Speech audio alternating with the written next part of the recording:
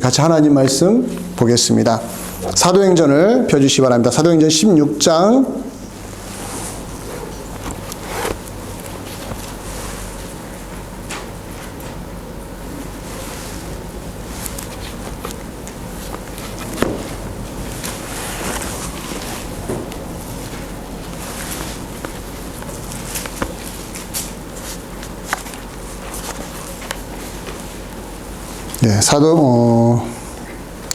하나님 말씀은 사도행전 16장 19절에서 21절.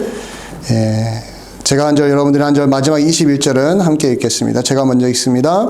여종의 주인들은 자기 수익에 소망이 끊어진 것을 보고 바울과 실라를 붙잡아 장토로 관리들에게 끌어갔다가 상관들 앞에 데리고 가서 말하되 이 사람들이 유대인인데 우리 성을 심히 요란하게 하여 하겠습니다.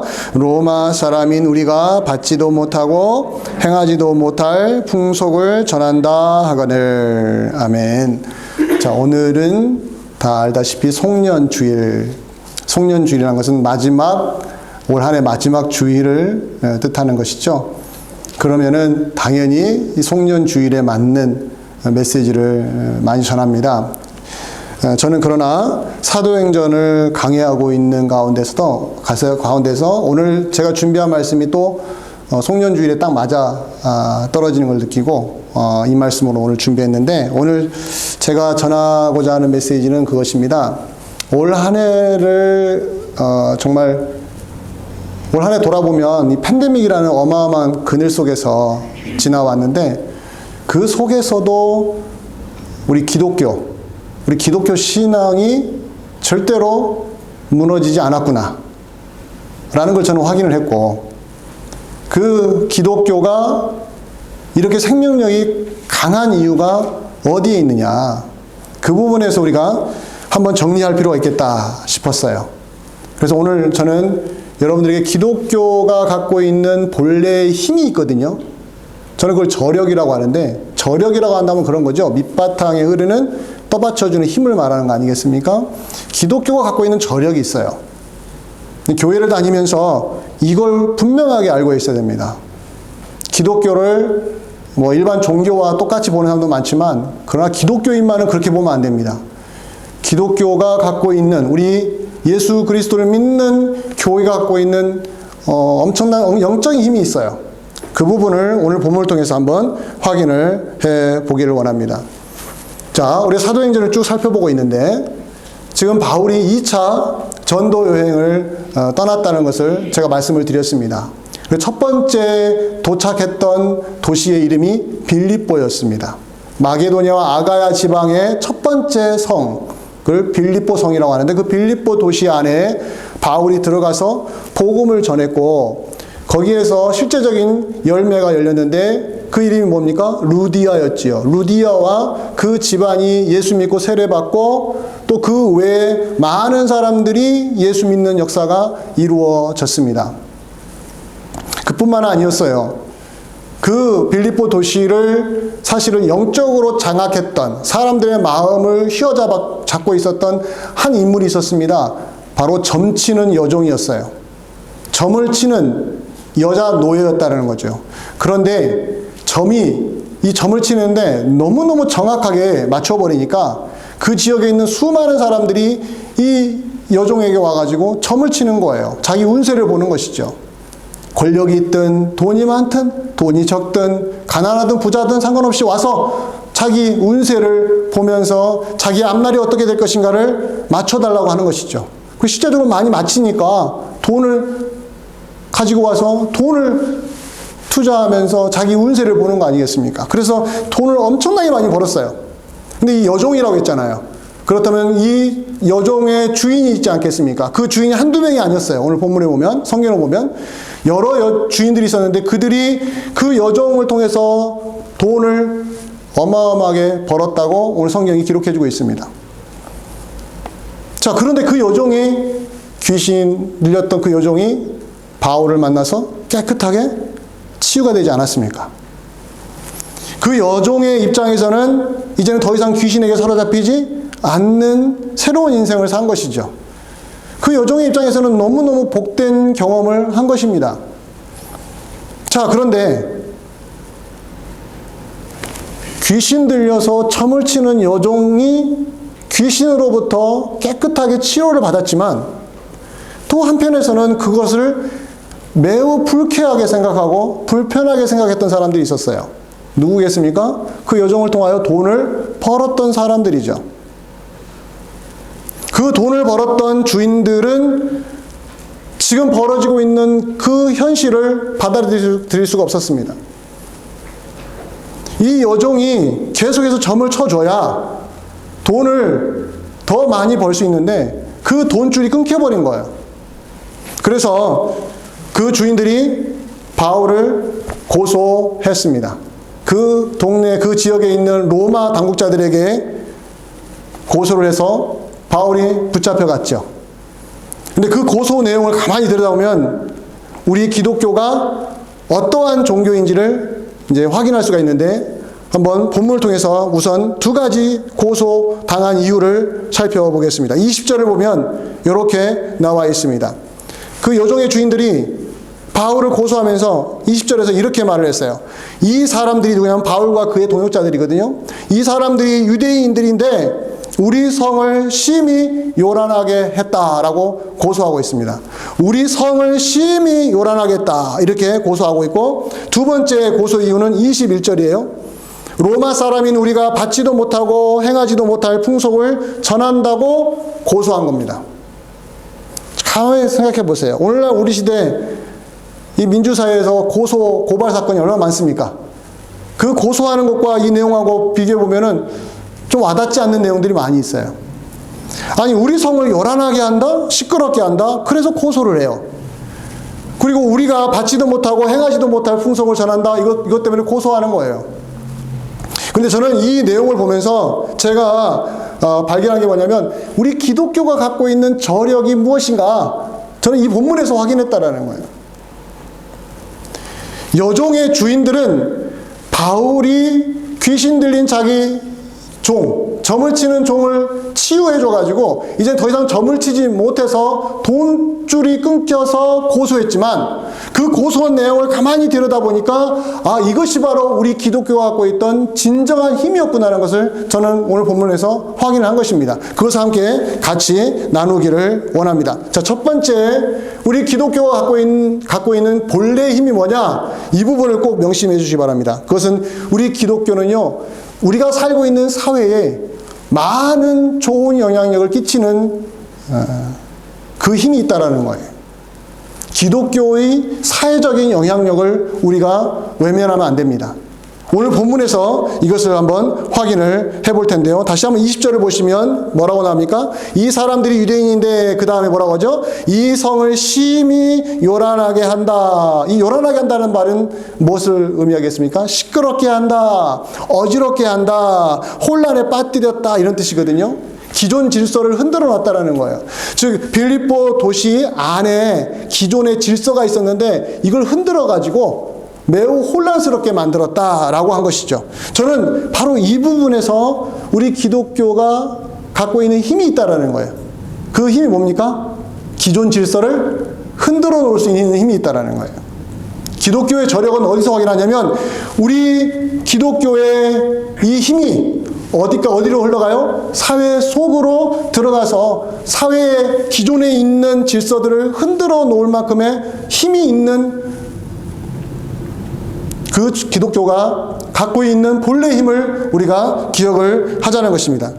다시 한번 우리가 이 빌립보 도시를 어지럽게 했던 바울의 이야기를 한번 살펴볼게요. 자, 점치는 여종이 있었다고 했지 않습니까? 오랫동안 점을 치면서 자기 주인들에게 돈을 벌어다 줬다고 했죠.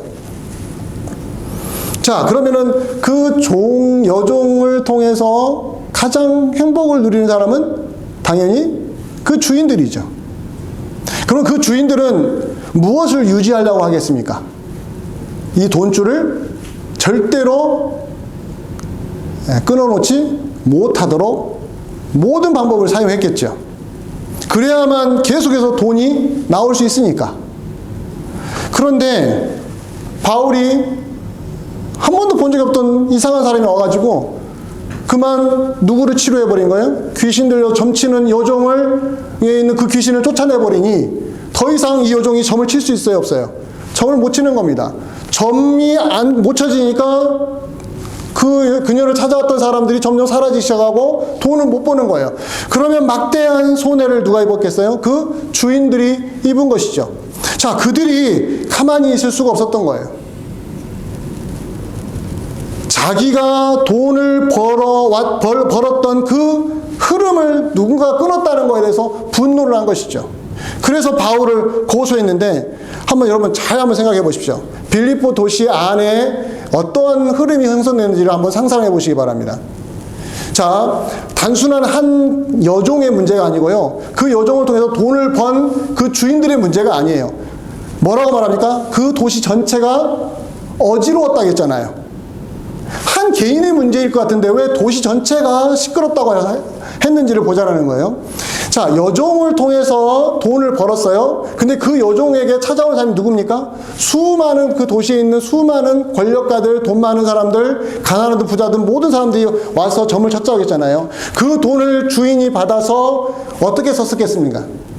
그 로마 지배 아래에 있는 빌립보 도시였기 때문에 로마 관리들에게 뇌물을 먹였을 거라고 저는 상상을 해봐요. 그 당시는 뇌물 안 먹이면 큰일 나거든요. 그래서 돈을 계속 대주는 거죠. 권력가들에게, 힘 있는 자들에게. 그리고 그 돈을 가지고 시장에 가서 물건을 사고 파는 일을 하지 않겠습니까? 그럼 장사하는 사람도 어떻습니까? 계속해서 그 돈을 통해서 이익을 벌잖아요. 자, 이 팬데믹 시대에 자영업자들이 엄청 고생하고 있지 않습니까? 그 자영업자들이 돈을 벌 수 있는 방법이 뭡니까? 누군가가 와서 소비를 해줘야 되지 않겠습니까? 똑같은 논리예요.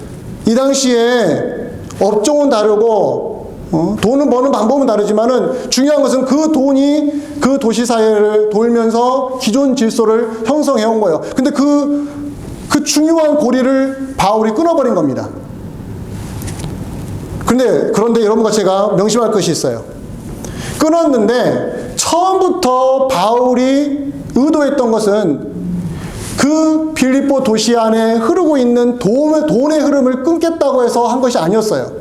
바울은 뭐 했습니까? 단순한 한 여종의 귀신 들린 여종을 치료해 준 거 하나밖에 없었어요. 한 여종의 귀신 들린 여종을 치료해 준 사건 하나가 어떠한 결과를 만들어내면 그 도시 전체가 어지러워질 정도로, 혼란스러워질 정도로 엄청난 일이 벌어졌다는 거예요. 바울은 빌립보 도시 안에 있는 경제 시스템이 얼마나 잘못되었는지를 분석하고 경제학자처럼 이 경제 시스템에서는 이런 일이 일어나면 안 되지 하고 해서 스스로 뛰어들어서 그것을 바꾸려고 하는 사람이 아니었어요. 그리고 바울은 이런 불쌍한 여종을 통해서 돈을 착취하고 노동력을 착취하는 이런 못된 주인들의 그런 만행에 대해서 분노해가지고 행동에 옮긴 것도 아니었습니다. 바울은 빌립보 도시 안에 있는 잘못된 사회 시스템이나 경제 문제나 사회 문제를 놓고 고민하면서 해결하려고 했던 사람이 아니었어요. 바울은 뭐 했습니까? 딱 한 가지 한 거예요. 뭐 했습니까? 귀신 들린 여종을 치료해 준 거예요. 귀신에 사로잡힌 사람이 더 이상 귀신에 사로잡히지 않도록 해준 것 뿐입니다. 어느 누구가 이걸 가지고 비난할 수 있겠습니까? 오히려 축하해줘야죠. 드디어 이 여종이 귀신에게서 사로잡혔던 그 귀신에게서 자유를 얻었으니 축하해줘야 될 일이죠. 그런데 그 일로 인해서 그 여종이 깨끗이 치료받음으로 인해서 나타난 결과는 너무 큰 파장이 일어났다는 거예요. 사랑하는 성도 여러분, 기독교가 사회에 끼치는 영향력이 있는데 한때는 이런 말을 했습니다. 정치를 기독교가 바꾸자, 경제 시스템을 기독교가 바꾸자, 이런 말들을 많이 했었어요. 그러나 그것이 철저하게 실패로 돌아갔던 것이 우리 기독교 역사였습니다. 기독교는 단체로 움직여서 한 사회를 개혁하는 쪽으로 가면 또 다른 부패가 일어났다는 것을 기독교 역사가 보여주고 있어요. 기독교의 힘은 사회 시스템을 바꾸는 데서 작용하지 않습니다. 경제 문제에 뛰어들어서 바꿀 수 있는 게 아닙니다. 기독교의 진짜 힘은 어디서 온지 아십니까? 한 영혼이 변화되는 데서 와요. 한번 보세요. 오늘 본문에서 여종, 그 당시에 점을 쳐서 돈을 많이 벌었던 여종, 그런 신분은 뭡니까? 노예였습니다. 그 노예였던 여종을 귀신으로부터 자유롭게 해준 하나의 사건 때문에 무슨 결과가 나온 거예요? 돈줄이 끊기는 역사가 이루어졌죠. 그 여종을 통해 돈을 벌었던 주인들이 이제는 돈을 벌지 못하게 되지 않았습니까? 그런데 그 사람들이 난리가 난 것이죠. 누가 이 일을 만들어냈는가 했더니 예수 복음을 전하는 저 바울이라는 사람이 이런 모든 일들을 만들어내는 원흉이구나 해서 고소하지 않았습니까? 근데 우리는 그래요. 이 한 사람이 변화됨으로 말미암아 파장이 얼마나 크게 일어났느냐 보다는 그 일로 인해서 너무 많은 불이익이 떨어지니까, 좋지 못한 일이 벌어지니까 우리는 조용하게 신앙생활만 하자라고 하는 겁먹은 그리스도인들만 만들어내는 그런 불행한 역사를 우리 기독교가 사실은 안고 있어요. 여러분, 기독교는요, 사회에 큰 영향을 끼치는데 사회 시스템을 바꾸거나 경제 시스템을 바꾸신 것이 아니라 무엇을 변화시켰다고요? 한 영혼을 변화시켰다고요. 그리고 그 결과는 어떻습니까? 여러분과 저의 책임이 아닙니까? 우리 책임이 아니에요. 주님이 그 영혼을 변화시킨 다음에 그 영혼을 통해서 수많은 일들을 주님이 이루어내신 거예요. 근데 기독교인들이 자칫 잘못해서 저 한 사람이 변화되어서 일어날 수 있는 수많은 좋은 열매들을 보면서 그런 소망을 품고서 간 것이 아니라 두려움에 사로잡혀서 이런 일로 인해서 우리가 혹시 사회에서 불이익을 당하면 어떻게 하지? 경제적으로 혹시 타격을 입으면 어떻게 하지? 라고 하는 잘못된 시각을 은연중에 심어줬다라는 거예요. 교회가 사회 속에 존재하면서 그 사회 속에서 수많은 일들을 교회가 감당을 하거든요. 근데 그 감당을 함에 있어서 교회를 출입하는 사람들의 그 한 영혼 한 영혼이 예수 그리스도의 복음을 받아들여서 새로운 사람이 되고 그들의 생각이 바뀌고 그들의 관점이 바뀌면서 그들이 살고 있는 어디입니까? 가정이나 직장이나 여러 군데에서 변화된 모습을 보여주고 그로 인해서 이 파장들이 일어나면서 주변에서 이상한 일이 벌어지고 있다고 느껴지는 거예요. 이것이 정상적인 교회의 모습입니다. 그런데 교회가 어느 순간에 이걸 겁을 먹어버린 거예요. 어떤 겁을 먹었냐면 내가 변화되어서 직장 가서 그 변화된 것을 나타내면 피곤해요, 안 피곤해요? 피곤한 거예요. 힘든 거예요, 내가 힘든 거예요. 그래서 교회 안에서만 변화된 모습을 갖추고 교회를 떠나면요, 교회를 밖으로 나가면요, 이 변화된 것을 어디다가 놔두고 가요? 이 교회당에다 놔두고 밖에 나가서는요, 하나도 안 변한 것처럼 행동하게 되는 거예요. 왜? 계산을 하니까 그래, 계산을 하니까. 무슨 계산한 겁니까? 내가 변화되어서 가정이 바뀌고 내가 변화되어서 사회가 바뀌고 내가 변화되어서 직장이 바뀌는 그로 인해서 나에게 불이익이 떨어지고 나에게 피해가 생기고 나에게 손해가 생길 걸 미리 계산하고 안 해버리는 거예요. 그래서 교회에서도 그런 부분에서 이야기를 안 하기 시작했습니다. 그래서 교회만 잘 나오십시오. 예배당에만 잘 나오십시오. 예배만 잘 드리면 됩니다. 그러나 교회 밖에 나가서는요, 어떠한 파장도 일어나지 않는 기독교를 만들었다는 거예요. 자, 그런데 오늘 본문을 잘 보세요. 귀신 들려서 점을 치는 여종을 깨끗하게 치료해 주지 않았습니까? 근데 그 여종이 밖에 나가서 무엇을 했어요? 직업이 뭐였어요? 점을 치는 직업이었잖아요. 그리고 점을 쳐서 돈을 벌었잖아요. 그러면 점을 못 치면 이제는 그 여성은 뭐 해야 됩니까? 아무것도 할 수 있는 게 없는 거예요. 점도 못 치죠. 돈도 못 벌죠. 사람들이 자기에게 오지도 않죠. 그러나 그 여성은 어떤 사람이 되어서 이제 정상적인 사람이 되지 않았습니까?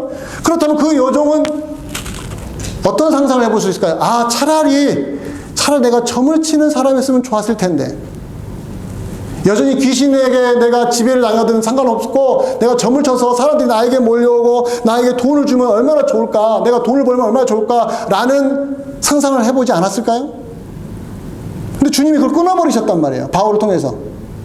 끊어버리니까 이제는 점을 칠 수도 없고요, 돈을 벌 수도 없고요. 사람은 정상적이 되었는데 사회에서는 어떻습니까? 이제는 돈을 벌 수 있는 방법이 사라져버린 거 아니겠습니까? 근데 바로 그 부분에서 하나님이 역사하신다는 거예요. 기존에 점을 쳐서 돈을 벌어들였던 그 삶이 전부인 줄 알고 살았던 이 여성에게 놀라운 변화가 일어난 거예요. 그러나 그 변화 속에서는 이제는 더 이상 돈을 벌 수 없는 사람으로 바뀌어버린 것이죠. 경제적인 눈으로 보면 아무것도 남는 게 없는 평범한 사람이 되었지만 바로 그때 주님이 역사하셨어요. 어떻게 역사했습니까?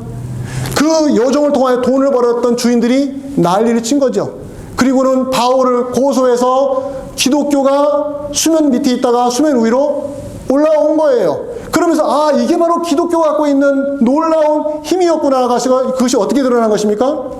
여종이 갖고 있던 능력이 다 사라지고 자기가 벌었던 그 모든 수단과 방법이 이제 다 사라지고 이제는 철저하게 주님이 인도하시는 그 길로만 가야 되었을 때 주님이 그때부터 역사하셨다는 거예요. 무엇을 말해주는 것일까요? 우리 기독교가 이 사회에서 영향을 미칠 때에 여러분들 한 영혼이 주님 앞에 나와서 변화된 바로 그 시점부터 시작한다는 이야기입니다. 즉 우리가 갖고 있는 실력과 우리가 갖고 있는 능력으로 세상을 변화시키는 주님이 아니시라는 거예요. 이 점치는 요즘 보세요. 점을 못 치니까 아무것도 아니잖아요, 사람이. 뭐 할 수 있는 게 뭐가 있습니까? 근데 바로 그때 주님이 그 여종을 통해서 그 사회를 발칵 뒤집었어요, 안 뒤집었어요? 뒤집어 놓았단 말이에요. 따라서 여러분과 제가 한 명의 예수 믿는 자로서 이 사회에 들어갔을 때 진정한 힘이 어디서 오는 것입니까? 여러분이 그동안 쌓아왔던 이력이나 실력이나 커리어가 아니라는 거예요. 그것들은 주님 앞에서 완전히 와해가 되고 아무것도 아닌 것처럼 정말 주님 앞에 여러분들이 아, 지금까지 내가 쌓아왔던 모든 커리어는 주님을 위해서 사용된 것이 아니라 누구를 위해 사용됐어요? 나를 위해서 사용됐다는 것을 깨닫고 그걸 완전히 포기하고 이제는 뭡니까? 주님을 위해서 살겠다고 하는데 능력은 있어요, 없어요? 하나도 없는 거예요, 여러분들. 점치는 요정이 능력이 있습니까, 없습니까? 이제는요.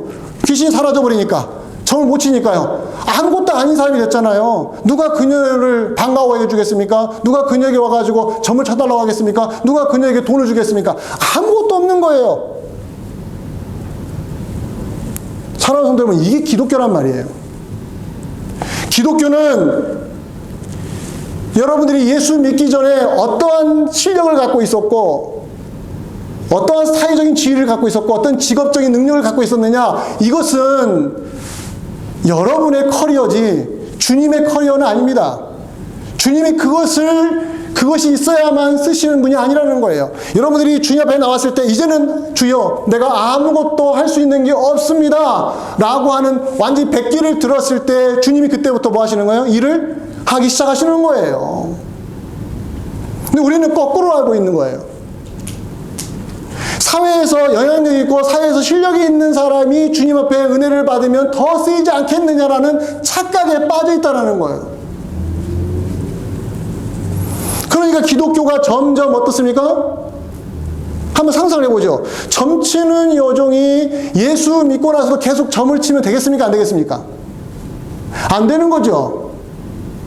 그러나 그 여종은 돈을 벌 수 있는 방법은 뭐밖에 없어요? 점을 치는 방법밖에 없어요.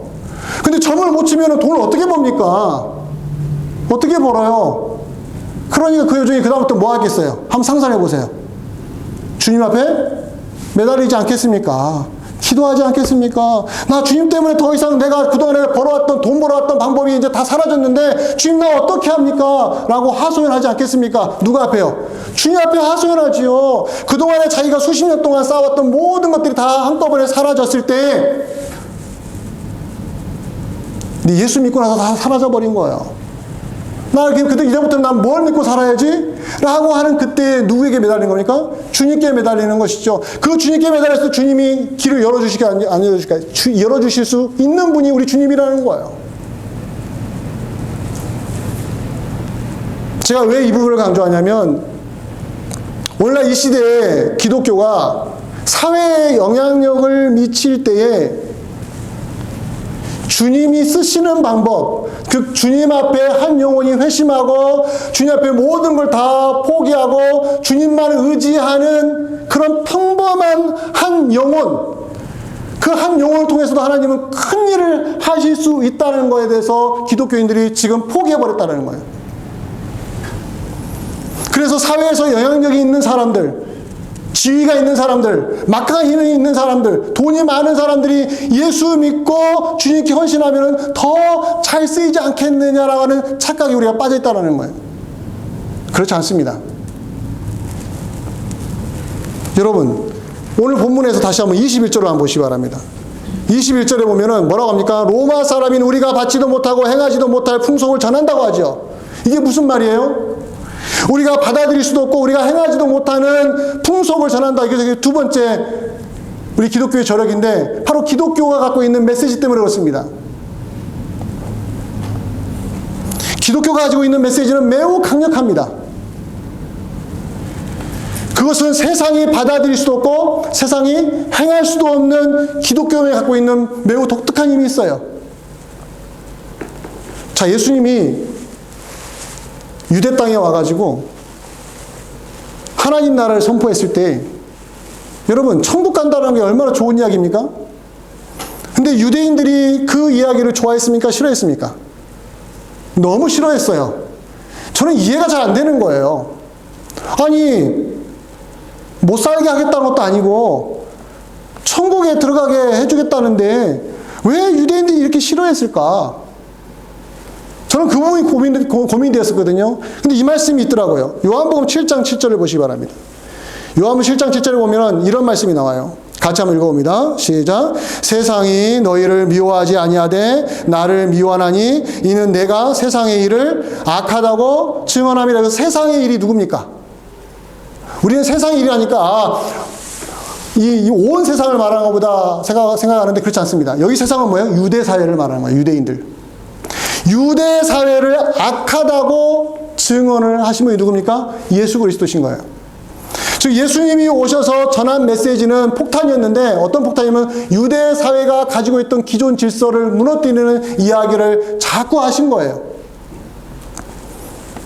그것을 여러분들 한번 가지고 와보세요. 아까 점치는 요종 이야기를 다시 한번 생각해 보시기 바랍니다.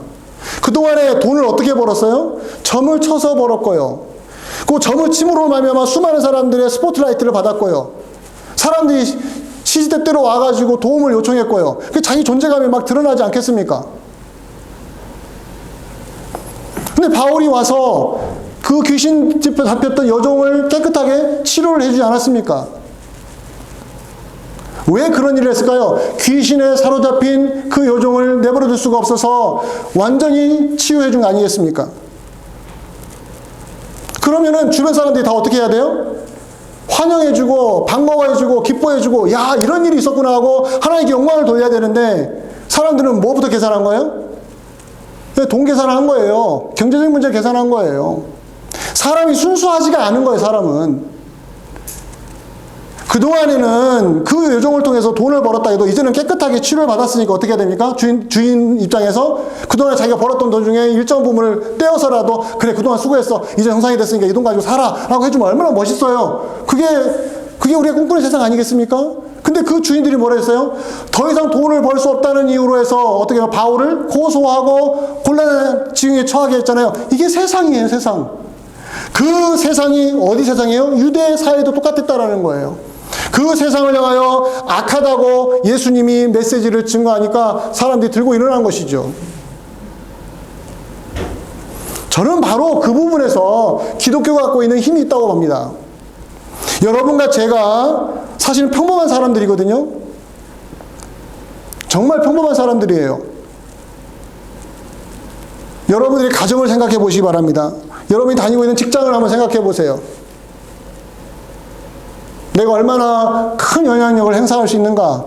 사실은 없습니다.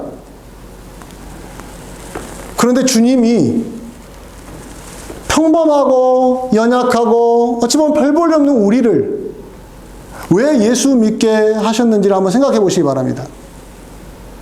우리를 통해서 무엇을 하시려고요? 세상에 엄청난 영향을 끼치려면 우리 같은 평범한 사람을 쓰시면 안 되죠. 난다 긴다 하는 사람들을 쓰셔야지요. 그런데 여러분과 저를 왜 부르셔서 이 사회에 살도록 하셨느냐는 거예요. 기독교가 이 부분에서 자꾸 놓쳐서 자꾸 어디로 가고 있습니까? 평범한 우리들을 변화시켜서 가정 속으로 집어넣으시고 평범한 우리들을 변화시켜서 직장 속으로 집어넣으시는 그 이유를 우리가 발견해야 되는데 우리는 너무 약해요. 우리는 너무 힘이 없어요. 그러니까 우리는 어떻습니까? 우리끼리만 모여서 교회 안에서만 존재감을 드러내는 그런 식으로 기독교가 변질되어 버렸다는 거예요. 여러분, 교회에서 큰 소리를 치면 안 됩니다. 어디서 큰 소리 쳐야 된다고 찾아내면 밖에서 큰 소리 치셔야 돼요. 교회 밖에서 큰 소리 치셔야 돼요.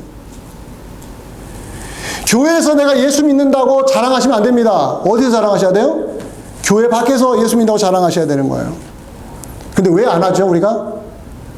왜 교회 안에서만 큰 소리 치고 왜 교회 안에서만 예수님 자랑하죠? 그것은 우리가 갖고 있는 힘이 너무 약하니까. 이런 내가 밖에 나가서 직장 가서 무슨 이야기 한들 사람들이 기도 기르지 않고 가정에서 이런 이야기 하면 괜히 불화만 생기고 불편하기만 하고 그러니까 나 혼자 조용히 교회를 다니는 수준으로 끝내버렸으니까 그러는 거예요. 그러나 우리 주님은 그런 분이 아니란 말이에요. 여러분과 저를 부르셔서 어디다 심으셨다고요? 이 교회가 아니라 어디다가요? 예, 여러분 가정에다가, 여러분 직장에다가, 친구 관계에다가 여러분을 심어 놓으셨어요. 그리고 주님이 이제 어떻게 하시겠다는 거예요? 이렇게 평범한 우리들을 통해서 예수 그리스도를 알리시겠다고 하신 거 아니겠습니까? 저는 이것이 바로 기독교의 저력이라고 봐요. 기독교는 세상을 바꾸어 놓는 종교가 아닙니다. 기독교는 학교 시스템을 바꿀 수 있는 실력이 없어요. 기독교는 정치 세계에 들어가서 정치를 발칵 뒤집어 놓을 수 있는 실력이 없어요. 기독교의 힘은 어디서 옵니까? 주님이 지극히 평범한 여러분과 저를 예수 믿게 하심으로 시작하신다는 거예요.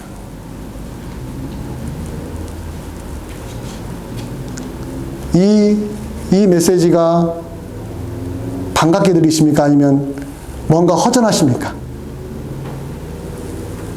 우리가 그동안에 기독교를 너무 세상적으로 많이 생각을 해서 그래도 힘 있는 사람이 있어야 하지 않겠어? 그래도 뭔가 좀 재능 있는 사람이 있어야 되겠어? 야, 그래도 피아노라도 예수 믿는 사람이 피아노를 정말 잘 쳐가지고 세계적인 피아니스트가 되면은 그 사람이 한마디로 예수 믿어서 이렇게 됐어요라고 한마디로 해주면 얼마나 영광을 돌려? 라는 망상을 우리가 지금도 가지고 있는 거 아니겠습니까? 그런데요, 여러분 생각해 보세요. 그런 사람들 통해서 주님은 일하시는 것 같죠? 일하시죠, 당연히. 그런데 보세요. 얼마나 크게 일하시는가. 별로 크게 일 안 하시더라고, 하나님은요. 자기가 영광을 다 받아요. 자기가. 근데 누구를 통해서 하나님이 역사하신 줄 알아요? 이름도 없고 빛도 없고 실력도 없고 힘도 없고 오직 예수 그리스도 복음 하나로 사는 지극히 평범한 한 인생을 통하여 수많은 영혼들을 돌아오게 하시는 우리 주님을 여러분 보시길 바랍니다. 이 한 요종, 별 볼 일 없는 요종이 됐잖아요. 사람은 정상적이 됐는데 이제는 돈 벌 수 있는 힘도 없어졌고 점을 칠 수 있는 실력도 없어졌고 진짜 평범한 사람이 되었잖아요. 근데 그 한 사람을 변화시킨 주님이 그 도시를 어떻게 했어요? 시끄럽게 만들었잖아요. 그 로마 사람들이 받아들일 수도 없고 지킬 수도 없는 메시지를 우리가 들었다고 말하잖아요. 왜 그렇겠습니까? 기독교가 가지고 있는 힘은 진짜 주님이 실제적으로 우리 인생 속에 들어오셔서 지극히 평범한 저와 여러분을 통해서 일하시는 것을 보여주실 때 정말 기독교의 저력이 나타난다라는 거예요. 말씀을 맺고자 합니다. 사랑하는 성도 여러분, 우리가 지난 한 해를 돌아봤잖아요. 교회가 엄청나게 욕먹고 있습니다. 모든 게 막 기독교인들의 책임인 것처럼 팬데믹인데도 교회에 와서 예배 드린다, 뭐 한다 해가지고 교회가 얼마나 비난들었습니까? 그러면 교회는 세상으로부터 짓밟히니까 교회는 또 악을 써야 되잖아요. 그래서 교회끼리 연합을 합니다. 교회끼리 연합해가지고 우리가 가만히 있으면 안 된다. 우리도 기독교 힘을 보여주자 하고 연합해가지고 막 데모합니다. 왜 그 방법밖에 없냐고요, 제가 볼 때는. 하나님은 그렇게 일 안 하세요. 하나님은 어떻게 일하신다고요? 집단적으로 여러분들의 힘을 키워서 집단적으로 움직이게 하신 분이 아닙니다. 주님은 그럴 필요가 없으신 분이에요. 주님은 여러분과 저처럼 매우 미약하고 연약하고 평범한 여러분 한 영혼을 변화시키셔서 여러분들하고 어디로 들어가게 하세요? 가정으로, 직장으로, 사회 속으로 들어가서 누굴 믿고 사는 사람이라고요? 예수 믿고 사는 사람으로 드러내게 하심으로 세상에 영향을 미치는 우리 주님이십니다. 제발 헛된 꿈 버리세요. 아들아, 네가 좋은 대학 가서 정말로 뭐 의사 되고 판사 되고 그러면 주님 영광 돌려.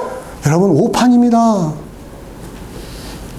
그런 사고방식 가지고 가면요 자식이 망해요.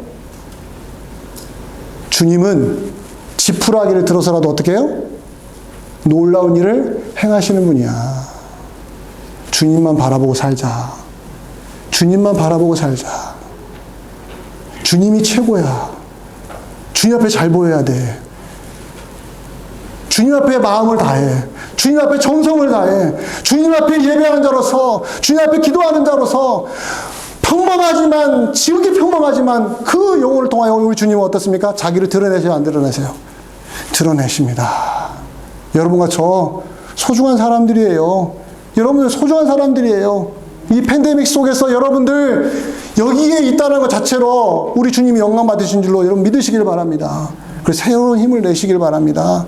아무것도 아닌 사람이 아니에요. 여러분 제발 자존감 낮아지지 마세요. 주님이 여러분을 선택하셨어요. 그럼 여러분을 통해서 주님이 일하시겠다고 여러분 선택하신 거 아니겠습니까? 그걸 한번 보자고요. 어떻게 일하시는가 당당해지시길 바랍니다. 세상 앞에서 당당해지세요. 그리하여서 이 마지막 주일 우리가 맞이하지만 여러분과 저 다시 한번 새로운 힘을 내고 한번 일어서서 내년도를 새롭게 출발하시기를 주의 이름으로 간절히 축원드립니다. 예, 기도하겠습니다. 고마우신 아버지 하나님, 아무것도 아닌 무언가를 해낼 수 없는, 어찌 보면 그날 벌어서 그날 먹고 살 수밖에 없는 우리 인생, 왜 이런 평범한 우리를 주님이 부르셔서 예수 믿게 하셨는지, 바로 이렇게 평범한 우리들을 가정에 보내시고 직장에 보내시고 사회에 보내셔서 바로 이런 사람이 예수 믿는 사람들이다. 바로 이런 사람들이 바로 예수 그리스도를 믿는 사람들이다. 이걸 보여주시기 위하여 우리를 예수 믿게 하셨고